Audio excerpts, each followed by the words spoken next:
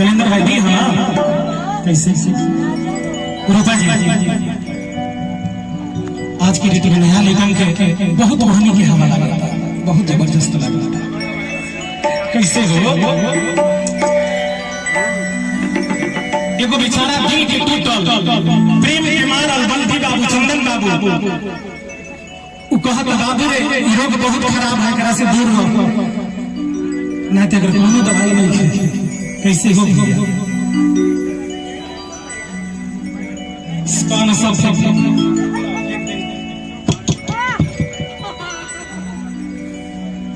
कैसे हो गया प्रेमी कहा था क्या कहा दे दो अंडा के दाम दे दो ये बात तो चल रही है कैसी ये बात तो चल रही है उड़निया के लिए अरे उड़नी की हवा से बाबू रे ओढ़नी के हवा में कितना लुटा गए, कितना बर्बाद हो गए, कितना कितना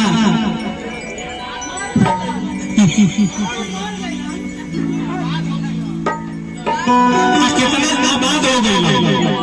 देखिए आदमी जिकरा से प्यार करेला अगर वो मिल जाए तो व्यक्ति समझेला कि हमारे के दुनिया के सब खजाना मिल गया। अगर वो ना मिलेला कैलेंडर भाई तो दिल पर गुजरेला ये कैलेंडर भाई समझ सके वैसे हो ये बात तो चल रही है आरे ओढ़नी की हवा से कि रोग लग जाई।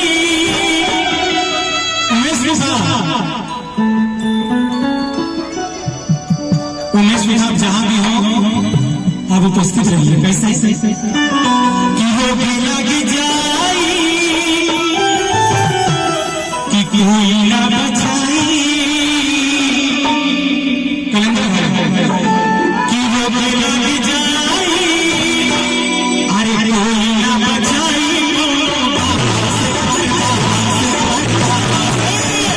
ये बाबू तो चल रही है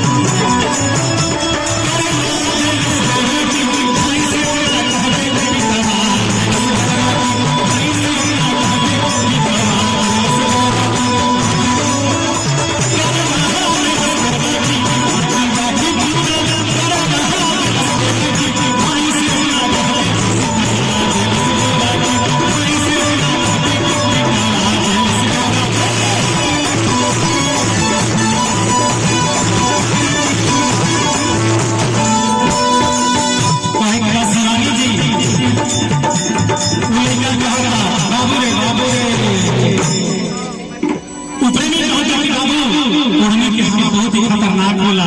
कैसे अरे आँख से आँख मिला के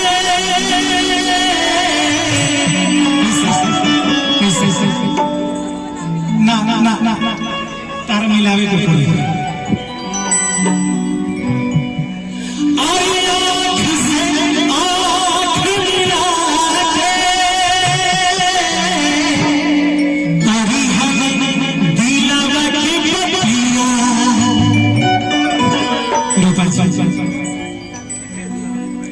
देखिए कैसे आंख से आंख मिलता है वो भी नजरों के बाद से कितने कट के मरते हैं। ये नजरों के वार से कितनी कट-कट के मरते हैं, मजनू की दामन की तरह कितनी फट-फट के मरते हैं। ये जवानी की करे, ये जवानी की करे, ऐसी भी होती है, डीसी भी होती है, कितनी सट के मरते हैं तो कितनी हट के मरते हैं। कैसे होती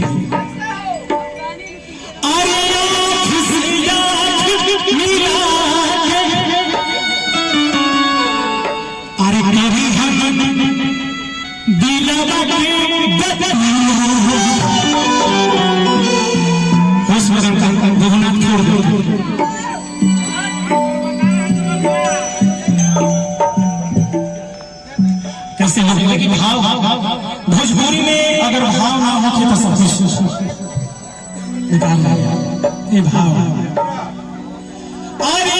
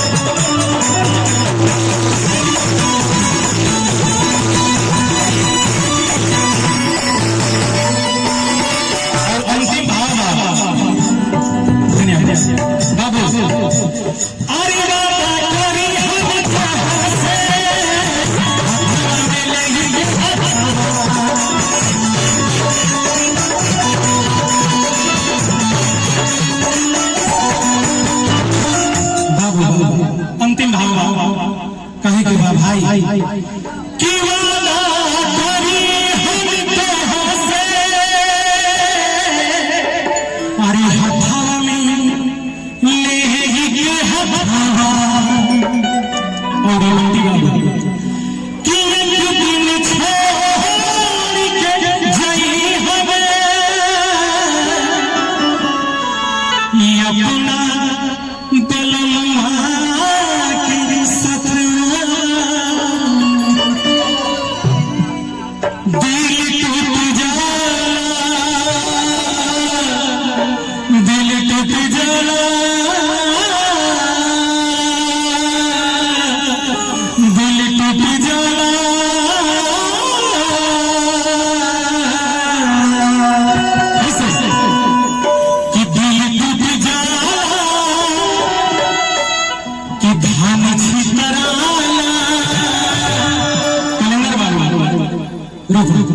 कैसे प्यार में कहा होला